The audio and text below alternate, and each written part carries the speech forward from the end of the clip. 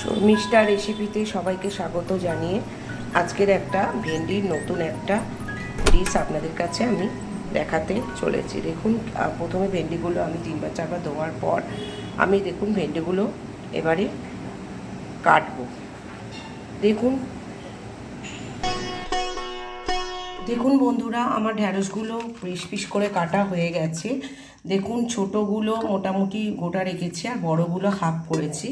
এখানে মশলার মধ্যে নিয়েছি দেখুন একটু গোলমরিচের গুঁড়ো, লবণ, এখানে আছে লঙ্কার গুঁড়ো, হলুদের গুঁড়ো, জিরের গুঁড়ো, ধনের গুঁড়ো, আর এখানে কিছু কুচানো লঙ্কা আছে, একটু রসুন থেতো করা আছে, অল্প একটু এটা কি বলে টমেটো আছে, আর এখানে আছে একটু পেঁয়াজ কুচি, আর আছে দেখুন আমাদের টক দই, যেটা হচ্ছে কি মানে আপনি প্যাকেটের দই আপনারা ব্যবহার করতে পারেন।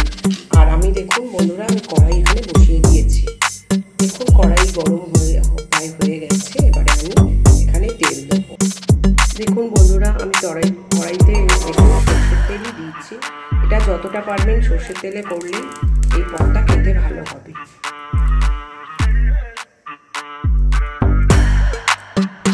দেখুন বন্ধুরা, আমার তেল গরম হয়ে গেছে। এবারে একে একে আগে রসুন থেতোটা দিয়ে দিলাম,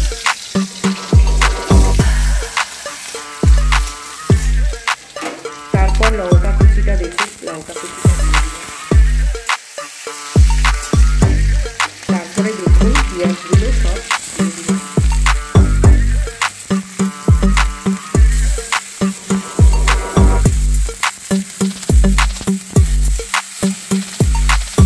দিয়ে আমি এটাকে ভালো করে দেখুন পেঁয়াজগুলো আমি খুব একটা ভাজলাম না, হালকা একটু লাল হয়েছে। এবারে আমি ভেন্ডিগুলো দিয়ে দিই।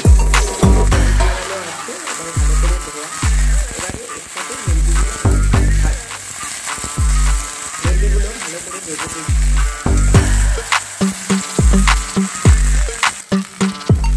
দেখুন বন্ধুরা, আমার ঢেঁড়স আর পেঁয়াজটা ভালো এরপর আমি এখানে দেখুন টমেটোগুলো যেটা কোচানোর জন্য আপনারা চাইলে টমেটো নাও দিতে পারেন। টমেটোটা ভালো রং হবে, এটা খেতেও ভালো লাগবে। আমার টমেটো মাঝারি সাইজের টমেটো আমি এতে দিয়ে দিই। দিয়ে আমি একটু করছি।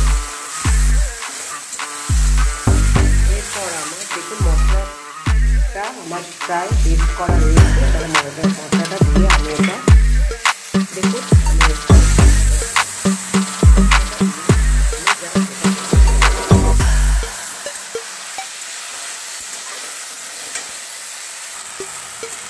এই সময় ঢ্যাঁড়সটা প্রায় অ্যাভেলেবেল, এই জন্য এই যখন নিত্য নতুন ঢ্যাঁড়সের পদ আপনারা করে খাবেন। এটা শুকনো ভাত, লুচি, পরোটা যে কোনো দিয়ে আপনারা খান, খুবই ভালো লাগবে। দেখুন মশলাটা প্রায় শুকনো হয়ে এসছে। এখানে প্রায় 100 গ্রামের মতো আমি দই নিয়েছি।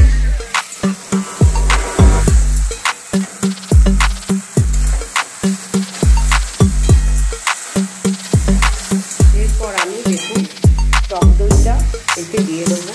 দেখুন পুরো টক দইটা আমি দিয়ে দিলাম। সব থেকে ভালো এই সময় টক দইটা খাওয়াও খুব ভালো। আমি এবার টক দইটা পুরোটাই দিয়ে দিলাম, দিয়ে আমি এটা ভালো করে করছি। দেখুন বন্ধুরা, কত সুন্দর কালার হয়েছে। আর আমার দই দিয়ে যে মশলাটা করছি সেটাও প্রায় একদম শুকিয়ে গেছে। আমার ঢ্যাঁড়সও কষার এতে খানিকটা সিদ্ধ হয়ে গেছে। এরপর বন্ধুরা আমি দেখুন দইয়ের জায়গা ধোয়া, মশলার জায়গা ধোয়া জলটা আমি এর মধ্যে ঢেলে দিলাম। আর আমি জল দেব না, এই জলে যেটুকুনি আছে মশলা আর এটা মোটামুটি সিদ্ধ হবে। এটা খুবই সোজা উপকরণ এবং ঘরোয়া উপকরণ, আপনাদের বাড়িতেই এই উপকরণগুলো পাওয়া যাবে সবই। যাই হোক, এরপর আমি ঢ্যাঁড়সটা সিদ্ধ হওয়ার পর এবং মশলাটা বেরিয়ে আসার পর আমি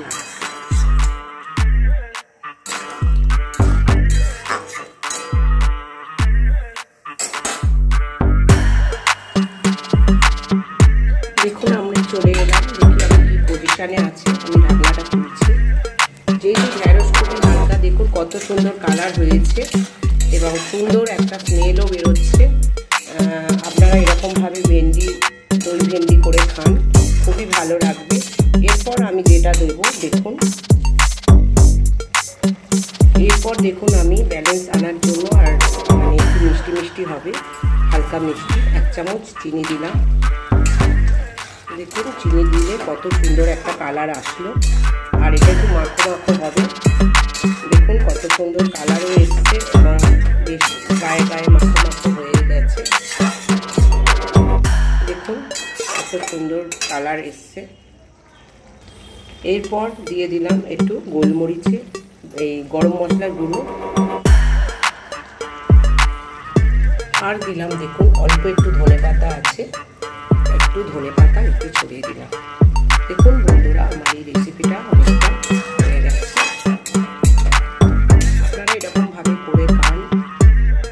দেখুন বন্ধুরা আমার দই ভেন্ডি প্রায় রেডি হয়ে গেছে। বন্ধুরা আমার এই ভিডিওগুলো যদি ভালো লাগে তাহলে আপনারা লাইক শেয়ার সাবস্ক্রাইব করবেন এবং আমার পাশেই থাকবেন। ধন্যবাদ।